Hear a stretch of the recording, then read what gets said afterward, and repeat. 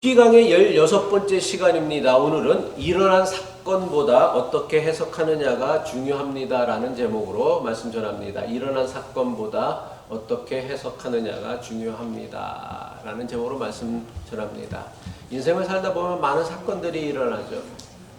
그리고 그 사건들이 우리를 망하게 하거나 넘어뜨린다라고 생각을 하는데 사실은 그렇지 않습니다. 인생을 살면서 사람들이 겪는 고난, 고통들, 물론 사람에 따라 정도의 차이는 있지만 저는 그 인생의 무게는 비슷하다라고 생각해요. 어느 인생의 무게가 가볍고 어느 인생의 무게는 특별히 더 무겁겠습니까? 우리가 사정과 형편을 알지 못해서 남의 사정은 훨씬 더 가벼워 보이고 누구의 사정은 더 어려워 보이지만 사실 인생은 다 무겁고 힘들어요. 똑같은 비슷한 인생의 무게를 살아가는데 어떤 사람은 그 인생을 존귀하게 살아가는 사람이 있는 반면 어떤 사람은 그 인생을 비참하게 스스로 저주하며 살아가는 사람이 있습니다. 왜 그러냐면 사건이 문제가 아니라 내게 일어난 사건을 어떻게 해석하느냐, 그 해석에 문제가 있기 때문이에요. 신앙이란 뭐냐면 인생을 보는 눈을 키우는 거예요. 하나님의 말씀에 힘입어서 성경의 말씀에 힘입어서 하나님의 도우심에 힘입어서 내 인생을 바라보는 눈, 시각, 관점을 가지는 것. 이게 사실은 신앙이고 또 우리가 그 신앙을 위해서 말씀을 읽는 것이고 예배를 드리는 거예요. 중요한 것은요, 내게 일어난 사건이 아니라 해석하는 능력이 중요한 거고요. 우리가 욥기를 읽는 가장 중요한 이유는 뭐냐면 사실 욥기는 되게 지루해요. 오늘 읽은 말씀도 사실 여러분들 읽고서 이 말씀이 도대체 무슨 말인지 이게 맞는 말인지 틀린 말인지도 알기 어렵잖아요. 인생이 그렇단 말이에요. 내가 살아가는 인생이 맞게 사는 것인지 틀리게 살아가는 것인지도 애매모호할 때가 있단 말이에요. 그리고 내게 일어난 사건들을 우리가 어떻게 바라봐야 되는지 어떻게 해석해야 되는지를 모를 때가 있어요. 그렇기 때문에 우리가 성경을 읽는 것이고 또 하나님의 말씀을 힘입는 것이고 그것을 통하여서 내 인생을 어떻게 바라봐야 하고 어떻게 해석해야 되고 내게 일어난 사건을 어떻게 봐야 되는가를 그것에 대한 능력을 키우는 게 바로 신앙이다라는 것입니다. 바라기는 오늘도 함께 나누는 말씀 가운데 속에 여러분 각자에게 주신 하나님의 세미한 음성, 제가 참 자주 쓰는 표현이죠. 하나님의 음성은 세미해요. 이 얘기는 어디서 나온 거냐면 열왕기상 19장에 보면은 하나님께서 엘리야에게 나타나시는데 엘리야가 낙심을 했어요.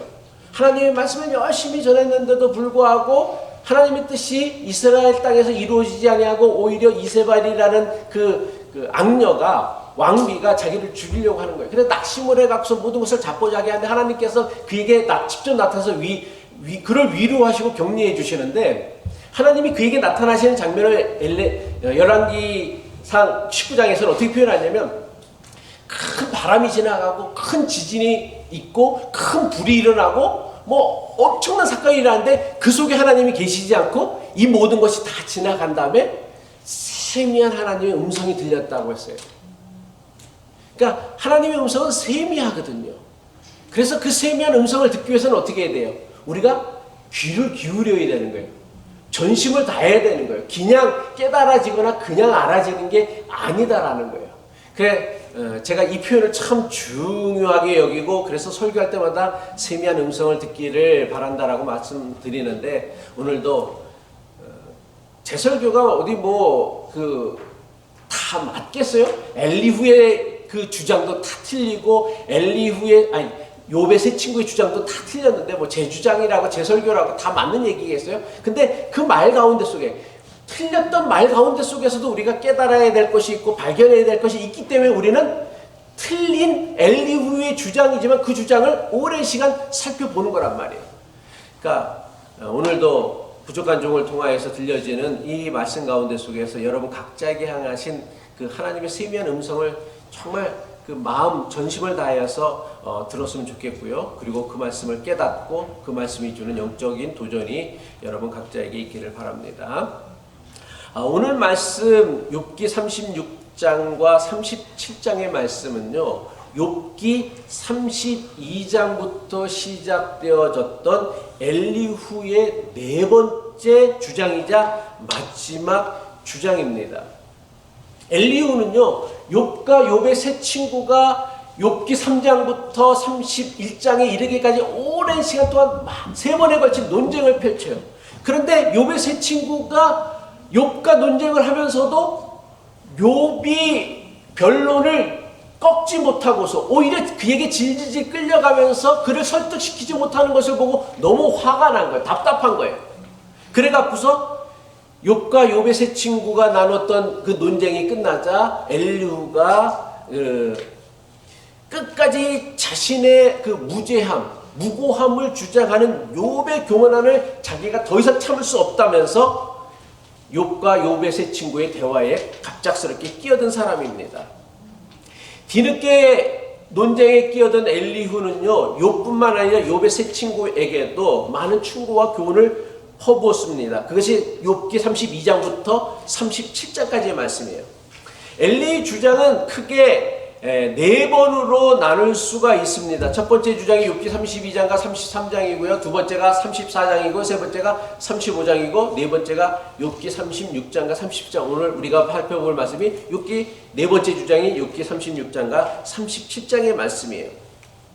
우리가 지나간 그 엘리후의 주장들을 좀 한번 살펴보게 돼요. 지금 엘리후의 첫 번째 주장은 뭐냐면, 하나님께서는 사람의 악한 행실과 교만을 막으시려고 사람에게 고통을 주신다, 재앙을 주신다라는 것이 엘리후의 가장 중요한 주장이에요. 그러니까 그가 세상을 바라보는, 그리고 인생의 고난, 인생의 환난, 인생에서 닥친 재앙을 바라보는 가장 기본적인 시각은 뭐냐면, 하나님께서 인간의 악한 행실을 막고 교만을 중재하기 위해서 환난을 주고 재앙을 주신다라는 거예요. 그래서 그 환난과 고통으로부터 우리가 벗어나기 위해서는 어떻게 해야 되느냐? 자신의 죄를 하나님 앞에 고백하고, 자신의 교만을 하나님 앞에 고백하고 용서를 구하면 하나님께서 그 환난과 고통으로부터 구하여 주신다라는 거예요. 그런데 이 엘리후의 주장은요, 욥을 위로하기보다는 끝까지 자신의 무고함, 무죄함을 주장하는 욥을 정죄하기 위한 주장이었다라는 거예요. 야, 네가 그런 고통을 당하고 그런 재앙을 당하는 것은 네가 지은 죄가 있는 거예요. 왜 하나님은 우리에게 고통을 주실 때, 재앙을 주실 때, 왜? 우리가 죄를 지었기 때문에, 악한 일을 했기 때문에, 그리고 우리 교만을 막기 위해서. 그러니까 네가 악한 일을 안 했다고 한다면 네가 스스로 너무 교만해졌다는 거야. 네가 의롭다, 죄가 없다. 어떻게 하나님 앞에서 죄가 없는 인생이 어디 있어? 근데 욥은 그런 의미로 자기에게 죄가 없다라고 하는 것이 아니었는데, 엘리후는 뭐냐면 욥을 정죄하기 위해서 자신의 이런 주장들을 펼쳤다라는 것이죠. 엘리후의 두 번째 주장입니다. 엘리후의 두 번째 주장은 뭐냐면, 하나님은 인간의 죄를 심판하신 분이다. 맞는 얘기 같죠. 그리고 하나님은 공의로우시기에, 정의로우신 분이기에 하나님의 심판에는 불의한 심판이 없다라는 거예요. 욥은 끝까지 자기가 받은 재앙, 고난이 불의하다고 여겼거든요. 아니, 왜 내가 이런 고통을 당해야 됩니까? 내가 왜 이런 재앙을 겪어야 됩니까? 도대체 내 아이 자식들이 내가 무슨 죄를 졌길래 내가 이런 어려움, 이런 비참한 비극을 경험해야 됩니까? 라고 하나님 앞에 항변하고 따졌고 원망을 했단 말이에요. 그런데 엘리후는 뭐냐면, 하나님은 공의로우신 분이야. 그래서 공의로우시기 절대로 불의한 심판을 할 수 없어. 그래서 너는 네가 받은 재앙이, 고통이 불의하다고 여기지고 불합리하다고 여기지는데, 아니야, 그렇지 않아.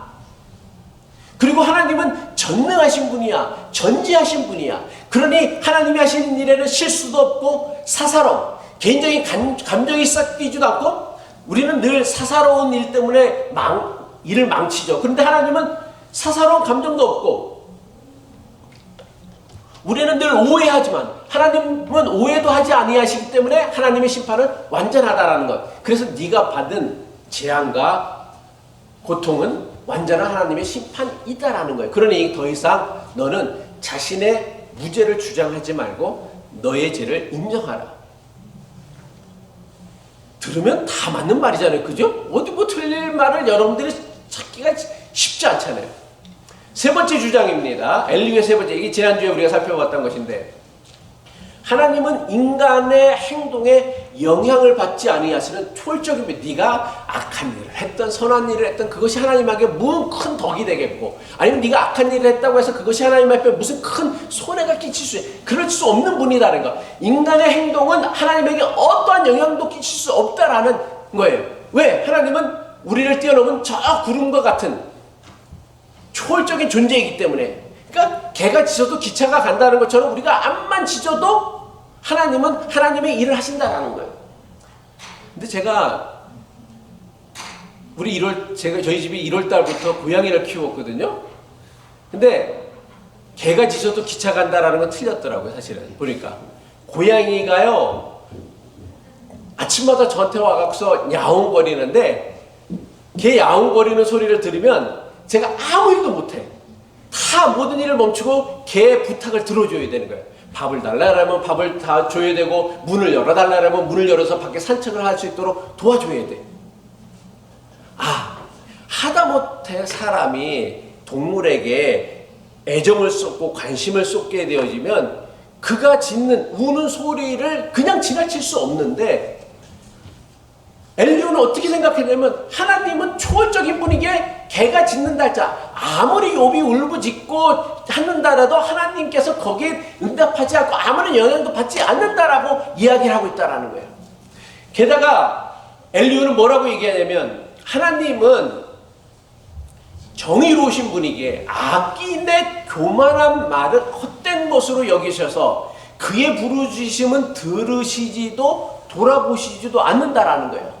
그래서 하나님께서 욥의 그 절규의 부르짖음에 응답하지 않았던 것은 그의 부르짖음이, 하나님을 향한 그의 부르짖음이 악인의 교만한 헛된 부르짖음이었기 때문에 하나님께서 너의 기도에, 너의 부르짖음에 아무런 응답이 없었다라고 이야기를 합니다.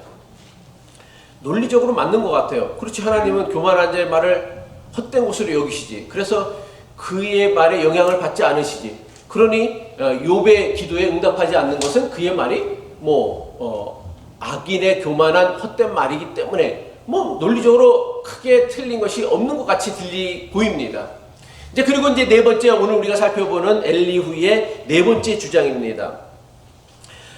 오늘 우리가 살펴볼 엘리후의 네 번째 주장은요, 욥기 32장부터 35장까지 엘리후가 반복하였던 내용들, 그러니까 그 내용들을 다시금 또다시 반복하고 있는 말씀들입니다. 그에게 있어서요, 하나님은요 정의의 하나님이에요. 공의의 하나님이에요. 하나님께서 정의를 이루시는 방법은 뭐나? 그가 믿었던 하나님은요, 악한 일을 벌주고 선한 사람에겐 상을 주신다라는 거예요. 이게 뭐예요? 상선 보라. 불교에서는 인과응보 또는 사필 규정이라고 얘기하죠. 만약에 의인들이, 네가 의인이라고 하는데 자꾸만 네가 하나님 앞에 큰 죄, 지은 죄가 없다고 하는데 의인들이 환난을 받는 경우가 있다라면 이것은 그들 안에 감추어진 악행과 교만을 깨닫게 하기 위하여 하나님께서 내리는 재앙이다. 왜? 하나님은 온전하신 분이고 완전하신 분이고 전능하신 분이고 전지하신 분이기에 그의 하시는 일에는 그 어떤 실수도 사사로움도 없기 때문이다라는 것이죠. 이것을 나타내는 표현이 욥기 36장 6절이죠. 악인을 살려두지 아니하시며 고난받는 자에게 공의를 베푸시며, 욥기 36장 9절로 10절이죠. 그들의 소행과 악행과 자신들의 교만한 행위를 알게 하시고 그들의 귀를 열어서 교훈을 듣게 하시며 명하여 죄악에서 돌이키게 하시나니. 그러니까 하나님께서 의인들이라 여겨지는 사람들에게 재앙을 주고 고난을 주는 이유는 뭐냐면 그들의 악행과 소행 그리고 교만한 행위를 알게 하셔서 그들로 하여금 죄악에서부터 돌이키게 하는 것. 그러니까 모든 하나님의 고난은 우리를 죄악으로부터 돌이키기 위한 하나님의 방법이다라고 주장하는 거예요. 더 나아가 엘리후는 어떤 주장을 펼치고 있느냐면 하나님의 말씀에 순종하는 사람은 형통한 삶을 살아갈 것이고 하나님 말씀에 순종하지 않으면 환난이 찾아온다라고 주장하고 있습니다. 욥기 36장 11절로 12절이죠. 만일 그들이 순종하여 섬기면 형통한 날을 보내며 즐거운 해를 지낼 것이다. 만일 그들이 순종하지 아니하면 칼에 망하여 지식 없이 죽을 것이다. 무슨 뜻이에요? 하나님 말씀에 순종하면 세상에서 형통하지만 그 말씀에 순종하지 않으면 환난을 당할 것이며 비참하게 죽음을 당할 것이다 라고 엘리후가 주장하고 있어요. 엘리후의 주장이요, 대단히 그럴듯하게 들리지만 사실은 이것은 기독교 신앙에 대한 매우 심각한 왜곡이며 오해입니다. 우리는 너무 좋아하잖아요. 하나님 말씀에 순종하기만 하면 우리는 형통한다고 하는데 과연 이게 기독교 신앙의 가르침과 일치할 수 있는 것인가에 대해서는 우리가 고민해봐야, 생각을 해봐야 된다는 거예요. 기독교 신앙은요, 하나님 말씀에 순종한다고 세상에서 형통한다고 가르쳐주고 있지 않습니다. 예수님께서요, 하나님의 뜻에 순종하기 위하여 감당해야 됐던 게 뭐예요? 예수님께서 하나님의 뜻에 순종하여서 그가 세상에서 인기를 누리고 명예를 얻고 부를 얻고 형통하였습니까? 아니요, 그렇지 않았죠. 예수님께서는 하나님의 뜻에 순종하기 위하여 무슨 길을 가셔야 됐냐면 십자가의 길을 가셔야 했다란 말이에요. 그러니까 예수님께서 하나님의 뜻에 순종하기 위하여 감당해야 됐던 것은 세상에서의 형통이 아니라 십자가의 고난이며 수치와 모욕이었다라는 거예요. 이것은요, 예수님에게만, 이거 예수님이니까 그렇지, 우리의 죄를 대속하신 예수님이니까 그렇지, 그래서 예수님에게만 해당되는 거예요. 그리고 예수님이 우리가 짊어져야 할 모든 그 십자가 고난의 길을 다 가셨기 때문에 우리는 더 이상 그 고난의 길, 수치의 길, 모욕의 길을 갈 필요가 없다 생각을 합니다. 과연 그럴까요? 초대교회가 하나님께서 보내신 예수 그리스도를 믿는 믿음 때문에 감당해야 됐던 것은요, 형통이 아니었어요. 박해였고요, 핍박이었고요, 미움이었다라는 거예요. 그러면 그것도 초대교회 이야기예요. 이제는 기독교가 세상의 주류, 메인스트림이 되었으니까 우리는 이런 것과는 상관없는 거 아니에요? 아니요, 그렇지 않아요. 지금도 마찬가지예요. 지금도 여전히 하나님의 말씀에 순종하는 사람이 이 세상에서 감당해야 할 것은 형통이 아니라 손해입니다. 형통이 아니에요, 손해예요. 그러면 기독교인들은 왜 박해와 핍박 또는 손해를 감당하면서까지 예수님을 믿고 하나님 나라를 위해서 살아갈 수 있는 것입니까? 왜 그렇게 살아가야 합니까? 고린도서 4장 18절 사도 바울은 고린도 교회에 보내는 편지에서 이렇게 얘기하고 있어요. 우리가 주목하는 것은 보이는 것이 아니요 보이지 않는 것이니 보이는 것은 잠깐이요 보이지 않는 것은 영원합니다. 하나님은 사람에게 영혼을 사모하는 마음을 주셔서 우리는 뭐를 볼 수 있어요? 영혼을 볼 수 있었어요. 영생이라는 개념을 우리가 가질 수 있게 되어졌다란 말이에요. 그러니까 눈에 보이는 것이 전부가 아니라 보이지 않는 세계가 있고 보이지 않는 삶이 있고 또 우리의 삶은 이 세상에서의 잠깐이 아니라 영생하는 삶이다라는 것이 성경이 우리에게 가르쳐주고 있고 예수 그리스도가 우리에게 보여주시고 가르쳐주신 가르침이란 말이에요. 그래서 우리가 왜 세상에서 예수 그리스도를 믿는 믿음 때문에 당해야 되는 것이 손해임에도 불구하고 예수 그리스도를 믿느냐라면 우리가 보는 것은 눈에 보이는 것이 전부가 아니다라는 것을 깨달은 사람이기 때문이라는 거예요. 그래서 왜 예수 믿는 사람들이 세상을 살아가면서 손해를 감당하는 삶을 살아갈 수 있느냐?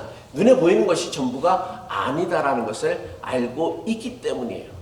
따라서 우리가 세상에서의 형통을 가지고서 이것을 하나님 말씀의 순종의 결과라고 말하는 것은요 매우 위험한 생각이에요. 물론 형통할 수도 있고 형통 안 할 수도 있어요. 이거는요 하나님 말씀에 순종하는 것과는 저는 크게 상관이 없다라고 생각해요. 다만 분명한 것은 뭐냐면 우리가 손해를 보는 사람이 있어요. 예수 그리스도를 믿는 이것은 분명한 믿음의 증거다라고 말씀드릴 수 있다라는 것이죠. 계속되는 엘리후의 주장입니다. 엘리후는요 욥이 겪는 재앙과 고통을요 그가 마땅히 받아야 하는 하나님의 징계이며 벌이고 형벌이다라고 주장하고 있습니다. 욥기 36장 17절로 18절이 이제는 악인의 받을 벌이 그대에게 가득하였고 여기서 그대는 욥이라고 했어요. 심판과 정의가 그대를 잡았나니 그대는 분노하지 않도록 조심하여 많은 뇌물이 그대를 그릇된 길로 가게 할까 조심하라라고 얘기하고 있어요. 그러니까 회개하지 않고 되돌이키지도 않고 그냥 속절 하나님 앞에 헌금이나 바쳐갖고서 네가 그 재앙을 피하려고 생각하지 말라는 거예요. 여기서 많은 내물은 뭐냐면 삶의 회개가 없는, 변화가 없는 그 속전, 하나님께 드리는 어떤 속죄의 제물들을 아마 얘기하는 것이다라고 주석가들이 설명을 하더라고요.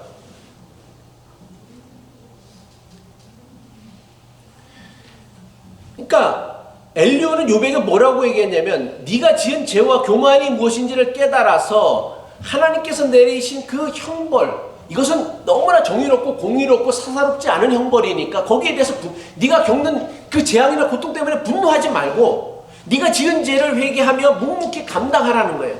그러면 하나님께서 환난에서 반드시 너를 구해 주실 것이다 라고 얘기합니다.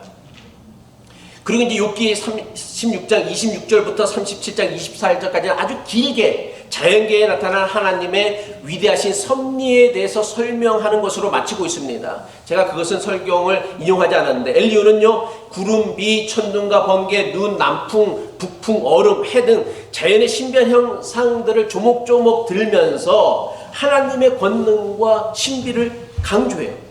이런 것들은 모두 욥이 살던 시대에는 사람의 지식으로는 알 수 없는 오로지 하나님에게 행한, 주권에 행한 어떤 신비로운 일로만 알고 있었다란 말이에요. 엘리후가 사람들이 알 수 없는 자연의 신비를 내세우면서 자기의 주장을 펼친 의도는 너무나도 분명하다라는 거예요. 무슨 뜻에서 이런 이야기를 했느냐면 우주 만물을 지배하시고 통치하시는 하나님의 주권과 위엄, 그리고 그 놀라운 신비 앞에서 인간은 아무것도 아니라는 사실을 강조하기 위함이에요.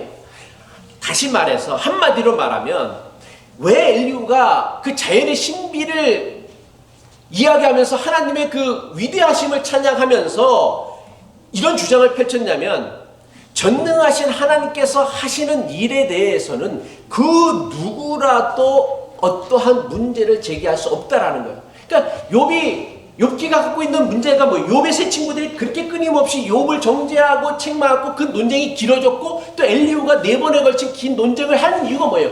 욥이 자신에게 벌어진 재앙과 고통을 받아들이지 못했거든. 인정하지 못했거든. 이게 왜 내 죄 때문이야? 이게 왜 내 잘못 때문이야? 내가 무슨 죄를 져서 이런 대가를 치러야 돼? 그 의문을 가지고 있었단 말이에요.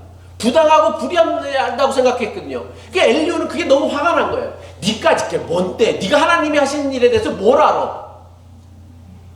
너는 스스로 죄가 없다고 하는데 하나님 앞에서 완전한 사람이 어디 있어? 다 네가 지은 업보야. 대가를 치르는 거야. 그 위대하신 자연 우주 만물을 통치하시는 하나님 앞에서 인간이 그 한낱 미물과 같은 인간이 무슨 문제를 제기할 수 있느냐라며 엘리후를 정죄하였다라는 것이죠. 그 결론의 말씀이 바로 욥기 37장 23절로 24절의 말씀이죠. 전능자를 우리가 찾을 수 없나니 그 권능이 지극히 극사 정의나 무한한 공의를 굽히지 아니하심이라. 그러므로 사람들은 그를 경외하고 그는 스스로 지혜롭다고 하는 모든 자를 무시하시느니라. 이 구절만 딱 떼어놓고 보면요, 너무나 그럴듯한 말이에요. 사실은요. 그렇지. 전능자를 우리가 찾는 게 아니라 전능자가 우리를 찾아오는 것이, 내가 찾는다고 주님이 오시는 게 아니라 전능하신 분인데 주님이 우리를 찾아오시는 것이지. 그리고 그 하나님은 정의나 그 무한한 공의를 절대로 굽히지 아니하심으로 우리가 할 수 있는 그 하나님을 경외하는 것이고, 그리고 하나님은 그 하나님 앞에서, 그 전능하신 하나님 앞에서 스스로 자신의 지식과 지혜를 뽐내는 사람들을 하나님이 무시하고, 다 맞는 말 같아요. 엘리후가 왜 이런 말을 하는 것입니까? 엘리후는요, 욥이 전능하신 하나님 앞에서 자신의 무고함, 무죄함을 주장하는 것이 대단히 어리석은 일로 여겼다라는 거예요. 그리고 자신의 겪는 재앙과 고난에 대하여 부당하다며 하나님 앞에 원망과 하소연을 늘어놓는 욥의 태도를요, 대단히 불경스러운 일로 여겼기 때문에 욥을 정죄하기 위해서 이런 말을 했다라는 거예요. 맞는 말인데 이 말이 어떤 용도로 사용되어졌느냐면 욥을 정죄하기 위하여서 사용되어졌다라는 거예요. 이건 하나님 말씀에 대한 매우 저는 심각한 왜곡이라고 생각을 합니다. 우리가 맞는 말을 해도요, 물론 우리가 불의를 바로잡기 위해서는 맞는 말을 해야 되고, 위 삐뚤어져도 뭐 말은 바로 알았다고 얘는 얘 아니면 아니요라고 얘기하는, 그건 맞는 말이에요. 그런데 우리가 고통당하는 사람, 고통을 겪는 사람들을 향하여서 내가 갖고 있는 그 맞는 말로다 누군가를, 고통받는 사람을 공감해주고보다, 위로해주기보다 정죄한다라면 과연 그것이 하나님의 뜻일까라는 것을 생각해야 되는 거예요. 근데 우리는 뭐냐면 지극히 그 옳고 그름에만 사로잡혀갖고서 내 말이 옳으냐 그르냐 여기에만 초점을 두고 있다라는 거예요. 그래서 엘리후는요, 맞는 말 같은 것으로 고통당하고 있는 욥을 공감해주고 위로해주고 격려해주기보다는 그를 정죄하는 데 사용했다라는 것이죠. 이것으로 욥이 겪는 재앙과 고통에 대한 엘리후의 4번에 걸친 모든 주장이 다 끝나고 말았어요. 4번에 걸친 엘리후의 주장을 한 문장으로 요약하면 이것입니다. 환난은 인간의 교만과 죄를 다스리는 하나님의 방법이다. 따라서 환난을 겪을 때는 하나님께서 주시는 형벌로 여겨 달게 받으며 자신의 죄를 인정하고 회개하라. 그러니까 우리가 받는 고난은 다 하나님이 우리를 깨우치게 하시고 돌이키게 하시는 하나님의 방법이다. 그러니까 우리가 고난을 당할 때는 우리의 죄를 회개하고 하나님 앞에 돌이키는 것이 유일한 살 길이다. 이게 엘리후의 주장이란 말이에요. 이건 교회가 수도 없이 반복했던 이야기이기도 해요. 지금까지 우리는요, 욥이 겪은 재앙과 고통에 대한 욥의 세 친구와 그리고 엘리후가 내세웠던 여러 가지 주장들에 대해서 우리가 살펴보았어요. 욥기는 뭐예요? 결국은 욥이 겪는 재앙과 고난을 어떻게 바라보느냐에 대한 해석의 차이를 보여주고 있는 말씀이란 말이에요.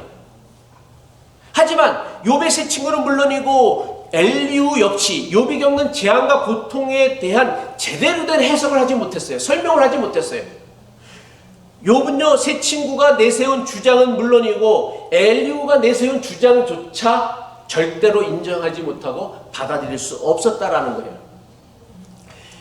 그렇다면 우리가 생각해 봐야 될 것은 욥의 세 친구와 엘리후의 그 많은 논쟁과 주장에도 불구하고, 그러니까 성경은 뭐예요? 욥기 3장부터 37장까지가 어찌 보면 아무 답도 없는 쓰잘데기 없는 논쟁을 벌린 거예요. 결국은 욥을, 그 많은 논쟁을 통해서도 욥을 설득시키지 못했기 때문에. 근데 그 많은 내용들을 성경이 기록하고 있는 이유가 뭘까? 그리고 그 많은 논쟁과 주장에도 불구하고 왜 세 친구와 엘리후는 욥이 겪는 재앙과 고통에 대한 제대로 된 답을 제시하지 못했을까를 우리가 생각해 보아야 한다는 것입니다. 문제는 무엇이었냐면 욥의 세 친구와 엘리후는요, 자신들의 지식과 지혜로는 도무지 답을 알 수 없는 문제에 대해서 섣불리 자신들이 가지고 있었던 지식과 신앙으로 욥이 겪는 재앙과 고난을 판단하고 생각하고 자기들의 솔루션을 제시했기 때문이라는 거예요. 우리의 신앙은요, 다른 일을 정죄하는 수단이 아니에요. 고통당하는 자를 위로하고요, 공감하고요, 격려하는 방법이어야 되는데 욥의 세 친구와 엘리후는 그렇게 하지 못했어요. 옳고 그름에만 사로잡혀가서 무엇이 옳고 무엇이 그른가를 따지느라 욥의 겪는 재앙과 고난의 본질적인 의미를 발견하지 못하고 깨닫지도 못하고, 그래서 잘못된 답을 통하여서 욥을 오히려 낙심하게 하고 절망하게 했다라는 거예요. 근데 또 재밌는 것은요, 욥기 이제 38장, 이제 우리가 이제 37장까지는 사람들이 이야기했잖아요. 그래서 38장부터 41장까지는 누가 등장해요? 드디어 하나님이 등장을 해요. 욥이 그렇게 하나님 앞에, 내가 하나님을 대면해서 하나님 앞에 소송도 걸어보고 하나님 앞에 묻고 따져보고 싶다고, 하나님 제발 좀 나한테 나타나달라고 했는데 드디어 하나님이 나타나셨어요, 욥에게. 그리고 욥에게 말씀을 하십니다. 그러면 하나님께서 나타나셔서, 여러분이 욥기 읽어보시면 알겠지만 하나님이 욥에게 나타나셔서 하나님께서, 야, 네가 겪었던 재앙과 고난은 다 이런 이유가 있었어, 이런 목적이 있었어, 내가 너에게 이런 재앙과 고난을 준 거는 이런 것 때문이야 라고 가르쳐 주셨을까요? 예? 모르시죠? 안 읽어보셨으니까. 예. 아니요, 그렇지 않아요. 하나님도요, 아무런 답을, 오히려 욥의 세 친구와 엘리후는 네가 겪는 고난, 재앙은 이런 이유 때문에 했는데 하나님은 그런 말씀조차도 안 하세요. 아무 말씀도 안 하셔요. 욥에게 나타나신 하나님께서는요, 욥에게 그가 겪는 재앙과 고통의 원인이 몰라서 그가 그토록 힘들어했는데 답을 가르쳐 주시기는커녕 오히려 욥에게 질문을 하고 있습니다. 욥기 38장 3절로 4절이죠. 너는 대장부처럼 허리를 묶고 내가 네게 묻는 것을 대답할지니라. 내가 땅의 기초를 놓았을 때 내가 어디에 있었느냐 내가 깨달아 알았거든 말할지니라. 이게 욥에게 나타나신 하나님께서 물으시는 질문인데 질문이 이거 한 개뿐만 아니에요. 욥기 38장부터 41장까지는 하나님이 욥에게 묻는 질문 100여 개가 등장하고 있어요. 그러니까 하나님께서는 욥에게 나타나서 욥은 궁금한 게 뭐예요? 내가 왜 이런 재앙, 고통을 겪어야 됩니까? 하나님 도대체 그 답을 알려주세요 라고 물었는데 하나님이 나타나셔서 정작 하나님은 욥에게 100여 개의 질문을 늘어놓는 거예요. 이것이 무엇을 의미합니까? 이것이 우리에게 주는 영적 도전이 뭐냐라는 거예요. 하나님은요 우리에게 인생의 정답을 가르쳐 주시는 분이 아니다라는 거예요. 우리는 하나님 만나면 인생의 정답을 알 것 같은데 하나님은 우리에게 인생의 정답을 가르쳐 주는 분이 아니에요.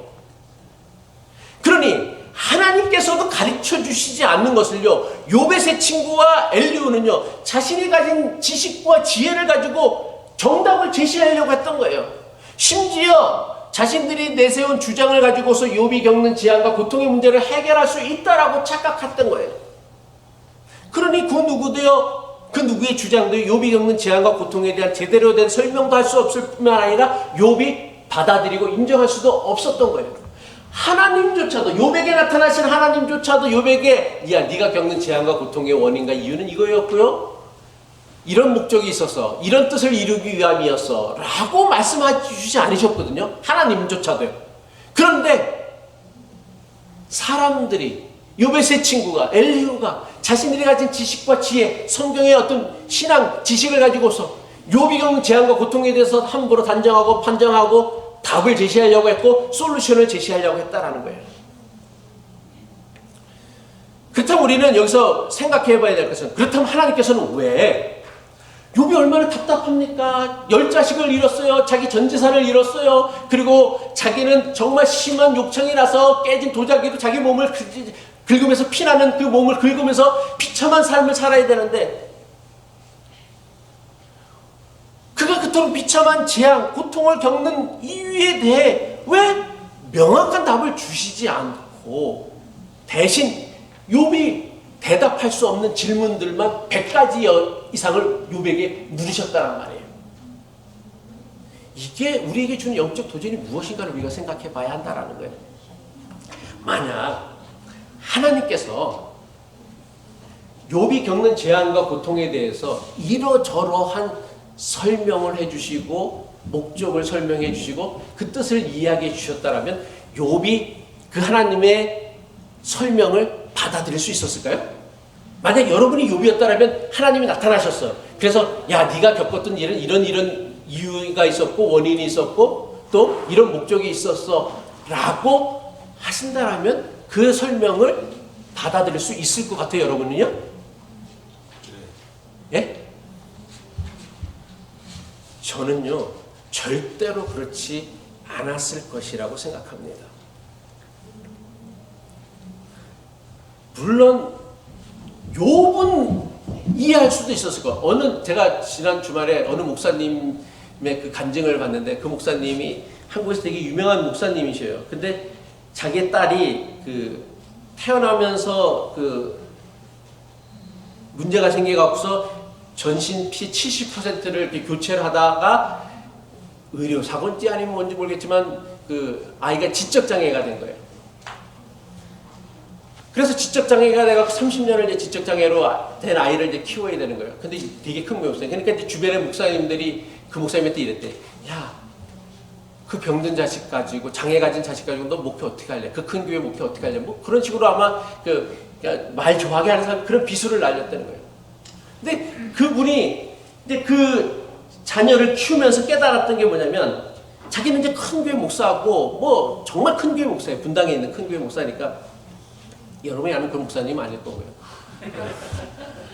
그 목사님이 깨달은 게 뭐냐면 인생은 자기는 이때껏 자기가 노력만 하면 뭐든지 다 할 수 있다라고 생각을 했대요. 왜냐면 교회도 컸지, 그 다음에 뭐 자기가 뭐 큰 교회 목사도 물론 아버지 교회를 셋을 받긴 했지만 그것도 능력이니까 어떻게든 뭐 그랬으니까 자기는 노력만 하면, 그리고 유학도 갔다 오고 해서 자기가 공부를 안 해서 그렇지 공부만 하면 언제든지 자기가 원하는 점수도 얻으니까 노력만 하면 다 될 줄 알았대. 근데 장애아를 키우면서 깨달았던 게 뭐냐면 노력해서도 안 되는 게 있더래. 그래서 자기가 내가 이 아이를 붙여주신 것은 하나님께서 나에게 30년 만에 깨달은 게 뭐냐, 노력으로 안 되는 게 있구나. 그래서 교회는 노력으로 안 되는 사람들을 돌봐주고 거기에 관심을 두어야 되는구나. 그걸 깨달았대요. 근데 그분이, 제가 그 얘기하는 게 아니라 그분이 지금까지 깨닫지 못하는 게 뭐냐면, 그래 나는 그걸 깨달았다고 그래 인생은 노력으로 안 되는 게 있어. 그런데 그러면 정작 내 딸은 도대체 뭔 이유 때문에 평생을 지적장애로 살아야 되는지 그 답을 아직도 못 찾겠다라는 거예요.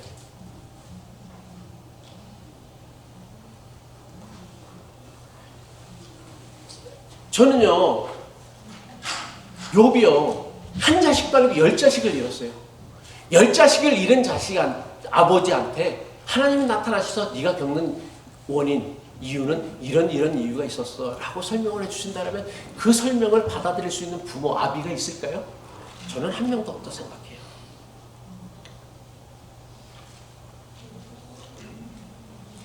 어떤 사람도요,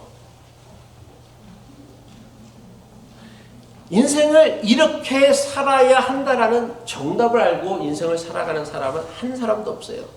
그래서 하나님께서는 욥에게 답을 가르쳐 주는 대신 질문을 하셔서 욥 스스로 하여금 자신이 겪는 문제에 대한 답을 찾도록 도와주신 거예요. 이게 믿음이란 말이에요. 이게 하나님을 만나는 영적 체험의 가장 중요한 의미란 말이에요. 우리가 인생의 정답을 모르고 살아가는 이유가 있어요. 뭔지 아세요? 우리는 다 인생의 정답을 모르고 살아가요. 근데 그 이유가 있어. 여러분은, 유선정 집사님은 내 인생의 정답이 뭔지 알고 살아가세요? 아는 것 같아요, 대충은? 몰라요. 모르고 살아가요. 근데 왜 우리가 인생의 정답을 모르고 살아가는 이유가 뭔지 알아요? 가장 중요한 이유가 뭔지 알아요? 예? 인생에는 정답이 없기 때문에 그래요. 아니, 정답이 없으니까 아무리 정답을 알려고 해도 정답을 알 수가 없는 거예요. 그러니까 정답을 모르고 살아가는 거란 말이에요. 이건요, 신앙도 마찬가지예요. 신앙의 정답을 알고 신앙생활 하는 사람은 아무도 없어요. 제가요, 신앙의 뭐 정답을 알고 신앙생활하고 목회하는 줄 알아요? 아니요, 그렇지 않아요.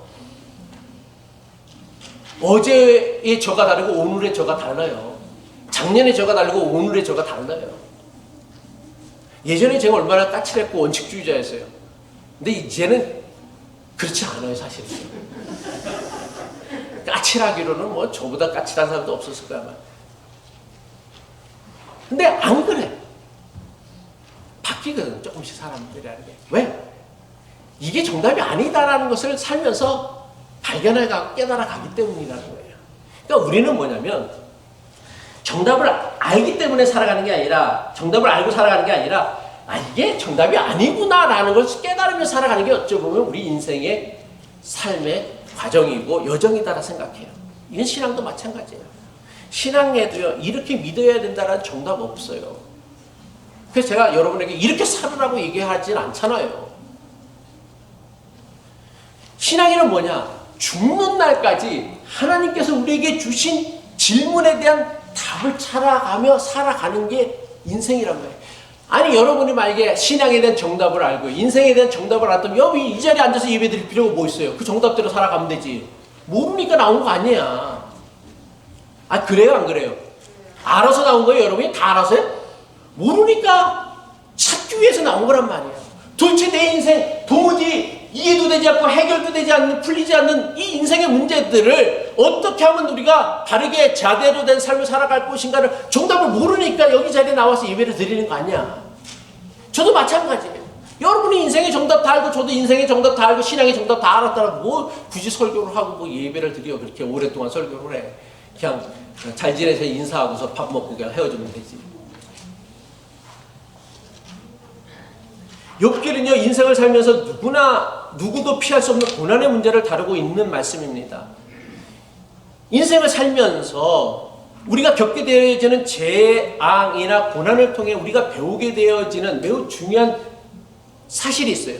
그게 뭐냐면, 인생을 살면서 겪게 되어지는 재앙이나 고난은요, 반드시 사람을 변하게 한다는 거예요. 사람은요, 좀처럼 변하지 않아요. 그래서 사람이 변하는 것을 보면 우리가 뭐라고 해? 죽을 때가 된다. 그 말이 뭐예요? 죽을 만큼 힘든 일이 있었던 거예요. 네? 그 사람이 변한 이유는 뭐냐면 죽을 만큼 힘든 일을 겪었기 때문에 변한 거란 말이에요. 무슨 이야기냐? 우리는 형통한 일로도 사람은 잘 안 변화되어져요. 힘든 일, 어려운 일, 고통스러운 일 때문에 변화되어지는 경우들이 대부분이에요. 근데 인생의 재앙이나 고난이 가져오는 변화에는 크게 두 가지가 있어요. 이 두 가지로 모든 인생의 재앙과 고난의 변화는 다 설명할 수 있는데, 하나는 뭐냐면 이전보다 더 나쁜 사람이 되어진다. 다른 하나는 이전보다 더 나은 사람이 되어진다라는 거예요. 이게 우리가 알 수 있는 유일한 것들이에요. 인생을 살면서 우리가 겪게 되어진 예상치 못한 재앙이나 고난은요, 반드시 이 두 가지 변화 중 하나로 우리를 이끕니다. 그러면 이 두 가지 변화 가운데 속에 이전보다 더 악하고 독한 사람으로 바뀌는 것과 이전보다 더 선하고 나은 사람으로 바뀌는 변화 가운데 어떤 식으로 변화되는 사람이 많을까요? 여러분 어떻게 생각하세요? 1번이에요? 2번이에요? 1번. 그렇지, 맞아, 1번이에요. 그러니까 우리가 사는 세상이 이 모양 이 꼴인 거예요. 알아요? 1번이에요. 1번. 대부분의 사람은요, 이전보다 더 나아지기보다는요, 비통해하며 절망하고요, 삐뚤어집니다. 왜 나만 이런 일을 겪어야 되느냐며. 대부분의 경우 예상치 못한 인생이나 재앙과 고난은요, 이전보다 그 사람을 더 악하고요, 독한 사람이 되게 합니다. 삐뚤어진 사람이 되게 합니다. 왜 그럴까요? 가장 중요한 이유는 재앙과 고난은 사람의 생각과 마음에 악한 영향을 주기 때문이에요. 괴물과 너무나 유명한 괴테가 한 말인가? 니체가 한 말인가? 잘 모르겠는데, 괴물과 싸우다가 스스로 괴물이 된다는 말처럼 인생의 고난은요, 우리를요, 이전보다 더 나쁜 길로 이끄는 악한 영향력이 있어요. 그래서 이전에는요, 여러분 다 얼마나 태어날 때 착하고 순진하고 좋은 예쁜 아기들이었어요. 근데 살다 보니까 모진 인생의 풍파를 겪어보니까 이렇게 변한 거 아니에요, 그지? 죄송해요. 나쁘게 봐서. 아니, 그런 얘기는 아니고. 어쨌든 우리가 그 어렸을 때 그 순수한 모습은 아니잖아. 이전에는 대단히 너그럽고 선했던 사람이 계속되는 인생의 고난이나 시련을 겪으면서 매정하고 자기만 하는 이기적이고 탐욕적인 사람으로 변하게 되어지는 거, 이게 고난이 갖고 있는 악한 영향력이라는 거. 그런데 정반대의 경우도 분명히 있습니다. 드물기는 하지만 인생의 재앙이나 고난으로 인하여 이전보다 더 나은 사람이 되어지는 경우도 분명히 있어요. 그죠? 아주 드물지만 분명히 이런 경우도 있다라는 거예요. 이전에는 자기만 아는 이기적이고 탐욕스러운 사람이요, 그 사람이 겪어야 했었던 재앙이나 고난으로 인하여 어떤 변화가 생기냐면은 다른 사람을, 고통을 불쌍히 여기고 공감하는 사람이 되어져요. 그리고 또 어떤 사람은 고난으로 인하여 믿음을 가지게 되고 하나님을 의지하게 되어지고, 고난 때문에 이전보다 더 신실한 삶을 살아가게 하고 더 값진 인생을 살아가게 하는 사람들도 분명히 있습니다. 그렇다면 우리는 여기서 어떤 생각을 해봐야 되냐면, 비슷한 재앙이나 고난을 우리가 살면서 겪게 되어지만 사람마다 다 다른 반응과 변화가 나타나는 이유가 무엇입니까? 우리는 지금 코비드-19 팬데믹을 2년 동안 겪고 있어요. 근데 똑같이 겪는 이 팬데믹이지만 나라마다 사람마다 다 반응하고 대하는 태도가 다 다르다는 말이에요. 어떤 사람은 코로나 블루에 빠져갖고서 우울증에 빠진 사람도 있고요. 어떤 사람은 이전보다 더 열심히 하나님을 신실하게 섬기는 사람이 있고, 어떤 사람은 그 와중에도 홈리스를 찾아가서 홈리스들에게 식사를 제공하고 그들을 섬기는 사람들도 있다란 말이에요. 왜 이런 일이 생기느냐? 똑같이 겪는 팬데믹인데 왜 그렇습니까? 사람의 반응이나 변화는요, 어떤 일이 일어났느냐에 있는 것이 아니라 일어난 사건을 우리가 어떻게 해석하고 받아들이느냐에 있기 때문이라는 거예요. 다시 말해서 자신에게 닥친 재앙이나 고난을 어떻게 해석하느냐에 따라서 우리는요, 이전보다 더 나쁜 사람이 되어질 수도 있고 이전보다 더 나은 사람이 되어질 수 있다는 거예요. 근데 그러면 신앙은 뭐냐? 우리에게 일어나는 그 예상치 못한 일을 막아주는 게 아니라 우리에게 일어나는 어쩔 수 없는 일들을 우리가 어떻게 바라봐서 그 일들이 나에게 악한 영향을 줘서 나를 이전보다 더 나쁜 사람이 되지 않게 하고 이전보다 더 나은 사람이 되게 하는 능력이 바로 믿음이고 신앙이란 말이에요.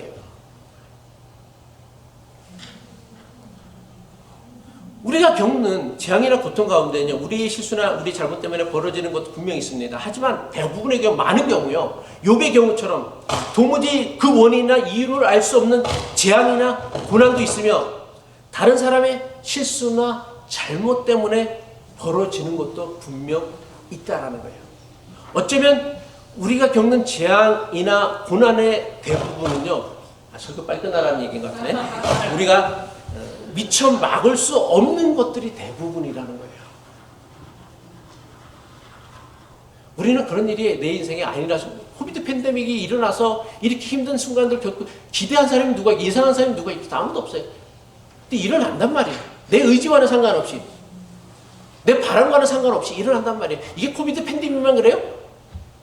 각자마다 다 인생마다 다 내가 예상하지 못한 일들이 일어나서 나를 어려움에 빠지게 하고 공경에 빠지게 하고 힘들게 한다란 말이야. 내 실수는 내 죄 때문 아닌 것 같아. 그래서 우리는 억울해 하잖아요. 답답해 하잖아. 깝깝해 하잖아. 욥과 같은 심정이 사로잡히잖아요. 그런데 욥기가 우리에게 주는 매우 중요한 영적인 도전은 무엇이냐면 우리에게 정말 중요한 것은요, 예상치 못한 재앙이나 고난을 예방하는 것보다 우리 힘으로 막을 수 없는 재앙이나 고난을 우리가 만났을 때, 막다트렸을 때 내게 벌어진 사건을요, 어떻게 해석하고 받아들여야 하느냐, 거기에 대한 영적인 도전을 주는 말씀이 바로 욥기란 말이에요. 그래서 욥기는요, 3장부터 37장까지가 다 사실은 잘못된 답이에요. 그러니까 이건 아니구나, 이건 아니구나, 이건 아니구나를 찾아가는 과정이란 말이에요. 근데 인생도 마찬가지예요, 사실은요. 다 여러분, 다 우리도 비슷한 과정을 겪는다는 거예요. 살아보면서 아, 이건 아니구나를 찾아가는 것이지 이게 맞았구나를 찾아가고서 이게 옳았구나를 찾아서 살아가는 사람이 몇 명이나 되겠어요? 그렇지 않다라는 거예요, 인생이라는 거예요. 그러니까 그 옳지 않은 실수, 잘못 이런 삶의 여정들을 겪어왔던 그 지난 날들을요, 후회할 필요가 없어요. 그게 뭐예요? 우리로 하여금 앞으로 한 발짝 더 나아가게 하는 하나님의 섭리였다라는 것을 우리가 어떻게 해석하고 받아들이냐에 따라서 그것이 우리를 이전보다 더 나은 사람이 되기도 할 수 있기 때문이라는 것이죠. 말씀을 마칩니다. 욥기가요, 지겹게 느껴지더라고요. 정말 지겨웠어요, 저도요. 설교하면서도 저도 지겨웠으니 듣는 여러분은 얼마나 지겨웠겠습니까? 근데 그 지겹게 느껴질 정도로 오랜 과정을 통하여 욥이 겪는 재앙과 고통에 대하여 논쟁을 하고 있는 이유가 뭐예요? 누구도요, 욥이 겪는 재앙과 고통에 대한 답을 제시할 수 없었기 때문이었어요. 욥이 겪는 재앙과 고통에 대한 답은요, 욥 자신만이 찾아야 하고요, 욥 자신만이 찾을 수 있다라는 거예요. 이게 중요하다란 말이에요. 누구도 욥에게 그가 겪는 재앙과 고통의 원인, 이유를 제시해 줄 수 없었던 거예요. 심지어는 하나님을 대면하였다 할지라도 하나님께서도 가르쳐 주시지 않으셨다라는 거예요. 하나님을 만난 욥이 자신의 인생의 문제는 자신이 찾아야 했다라는 거예요. 이것은요, 우리도 마찬가지예요. 욥기는요, 우리에게 인생을 살면서 겪게 되어지는 재앙이나 고난에 대한 답을 주는 말씀이 아니에요. 욥기를 끝까지 다 100번 읽어보시오. 답을 찾을 수 있나? 못 찾아요. 다만 욥기는 우리에게 여러분만의 답을 찾을 수 있도록 질문을 던지는 거예요. 그게 맞을까? 그게 옳을까? 질문을 던지는 게 바로 욥기란 말이에요. 욥기를 읽는다라는 것이 우리에게 어떤 의미가 있습니까? 바로 나만의 답을 찾아가는 신앙의 여정을 시작한다라는 거예요. 자신만의 답을 찾는다라는 것이 무엇을 의미합니까? 자신이 겪는 재앙과 고통을 내가 어떻게 해석하고 어떻게 받아들여야 되는가? 다만 우리가 분명히 알 수 있는 것은 뭐예요? 하나님은 내가 겪는 재앙이나 고통 때문에 이전보다 더 나쁜 사람이 되길 원치 아니하고 더 나은 사람이 되길 원한다라는 것. 그게 우리가 알 수 있는 유일한 한 가지란 말이에요. 그래서 우리는 끊임없이 고민을 해야 되는 것. 어떻게 해야 내가 이미 벌어진 이 사건들을 속에서 이전보다 더 나은 사람이 되어지는가? 내 삶이 이런 일 때문에 비참해지고 비굴해지고 저주스러운 인생이 아니라 이전보다 더 나은 존귀한 삶이 되어줄 수 있는가를 그 답을 찾아가는 그 여정이 바로 신앙이란 말이에요. 바라기는 일어난 사건에 얽매이기보다는 일어난 사건을 바르게 해석하고 받아들일 수 있는 믿음의 사람이 될 수 있기를 바랍니다. 그래서 살면서 겪게 되어지는 그 어떤 고통이나 고난, 역경이라도 우리를 이전보다 더 나쁘게 그리고 악하게 하는 도구가 되지 않고 오히려 이전보다 더 선하고 나은 사람으로 변화되어지는 기회로 삼을 수 있는 영성이 저와 여러분의 신앙의 여정에 풍성하기를 주님의 이름으로 간절히 축복합니다. 기도하겠습니다.